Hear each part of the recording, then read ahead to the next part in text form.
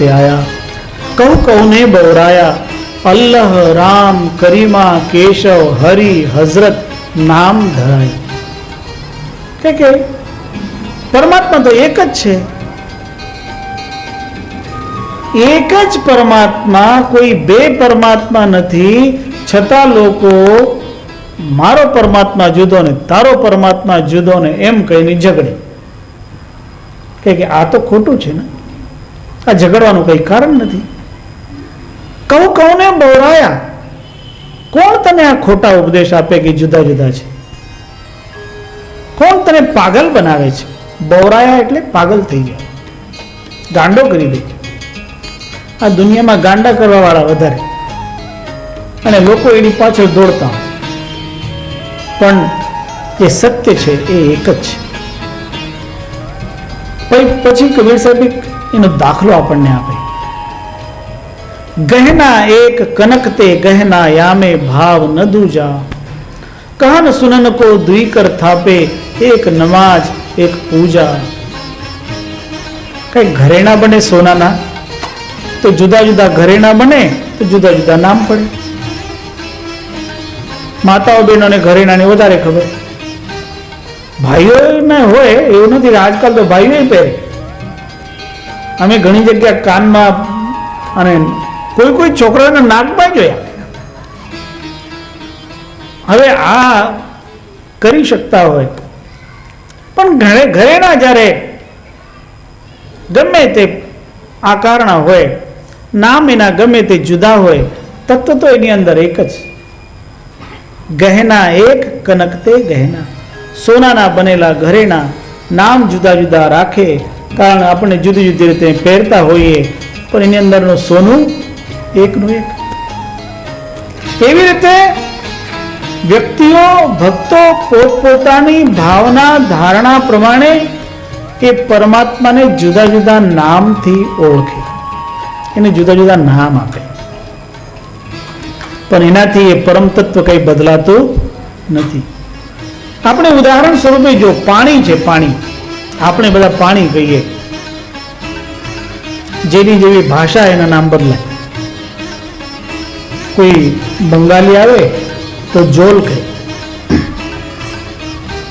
કોઈ તમિલનાડુના હોય તો એને તન્ની કહે, કોઈ કર્ણાટકના હોય કન્નડ બોલવા વાળા તો એને નીરુ કહે, કોઈ અરબી ભાષામાં બોલતા હોય તો એને આપ કહે, કોઈ ઇંગ્લિશ કહેતા હોય વોટર કહે, કોઈ ફ્રેન્ચ હોય તો આવા કહે. જુદા જુદા નામ, પણ પાણી કઈ બદલાય નહીં. એક જ તત્વ, એ મૂળ છે. એક તત્વને સમજવાનું, અને એને સમજાવવા માટે આપણને જુદી જુદી રીતે સદગુરુએ ઉપદેશ આપ્યો છે. ક્ષર સર્વાણી ભૂતાની કૂટસ્થો ક્ષર ઉચ્યતે, ભિન્નમ નિરક્ષરમ નામ તસ્યાપી નિર્ણયમ શૃણુ. સદગુરુ આપણને સમજાવે, જે આ અક્ષર અને અક્ષરથી જુદો જે પરમ તત્વ છે, જે આદિ નામ છે, જે નિરાલંબ છે, એનો નિર્ણય આપણને સમજાવી રહ્યા છે. અને એને અક્ષરાતીત કેવી રીતે બને, નામ વર્ણથી બહાર કેવી રીતે થાય, એને આપણને સમજાવી રહ્યા છે સદગુરુ. અકારશ્ચ હ્યુકારશ્ચ મકારશ્ચ તતઃ પરમ येषां भेदं विजानीहि यथार्थं प्रथमं त्वमुं. બધાએ આપણે જુદા જુદા જ્ઞાનના ગ્રંથોમાં વાત સાંભળી. બ્રહ્મનું વાચક એક સંકેત આપવામાં આવ્યું, અને એ સંકેતને નામ આપવામાં આવ્યું ઓમ. જેવી રીતે ભગવાન કૃષ્ણ અર્જુનને સમજાવે, ઓમ ઇત્યેકાક્ષરમ બ્રહ્મ. ઓમ શબ્દ કયો કે બ્રહ્મનું પ્રતીક છે, અને ઓમ માટે ચિહ્ન બનાવ્યું. તમે જુઓ તો ઓમની અંદર 3 અક્ષરો છે. અ છે, ઉ છે અને અર્ધું મ છે.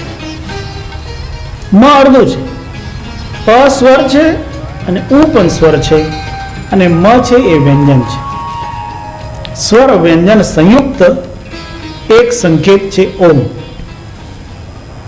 આપણે અત્યારે ઘણા બધા લોકો ભગવાનની જે મૂર્તિઓ બનાવતા હોય, ફોટાઓ બનાવતા હોય ને, તે ઓમકારની અંદર દેખાડતા હોય. તમે ઘણા ચિત્રો એવા જોયા હશે.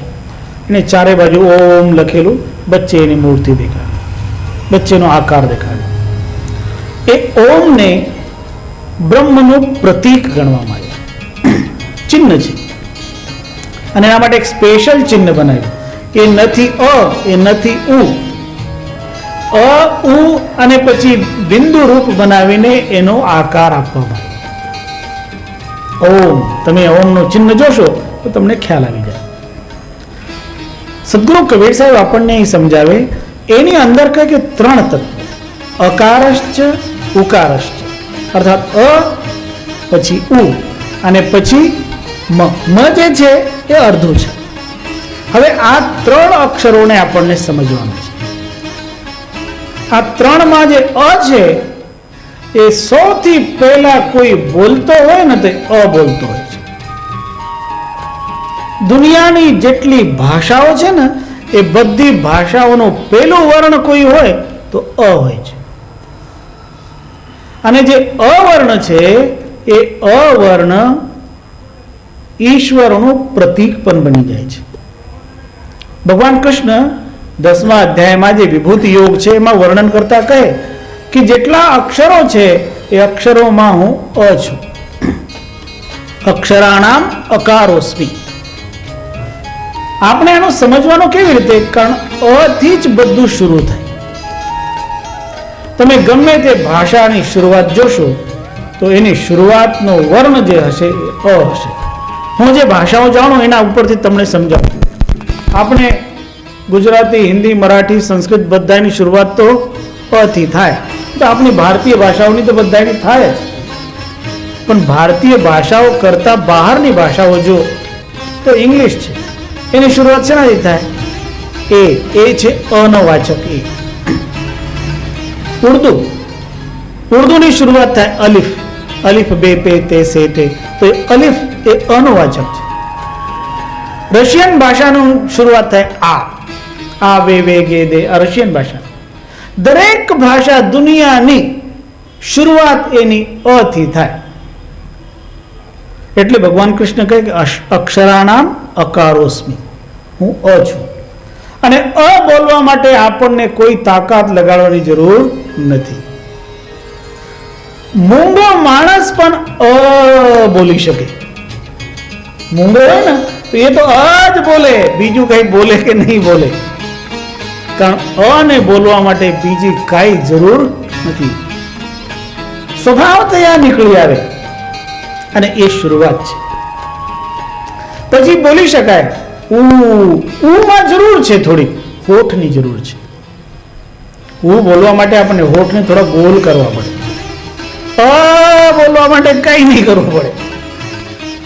મોડું ખોલો કે અ નીકળી શકે.